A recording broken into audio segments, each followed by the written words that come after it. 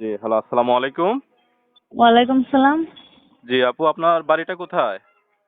আমার বাসা ভাই মাগুরা। মাগুরা। আপনার নামটা কি? নাম সুমাইয়া। নামটা সুমাইয়া। পরিবারে কে কে আছে আপনার?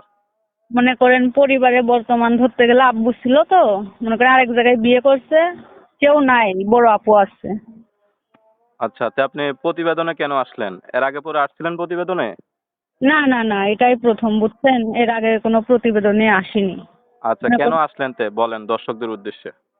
এখন প্রতিবেদনে আইছি, ভালো মনের একটা মানুষ পালে, যৌতুক ছাড়া যে বিয়ে করবে এরকম ধরনের একটা মানুষ পাশে দাঁড়াইলে, যে আমাকে যৌতুক ছাড়া বিয়ে করবে এরকম একটা মানুষ চাই, বুঝছেন, জীবন সঙ্গী।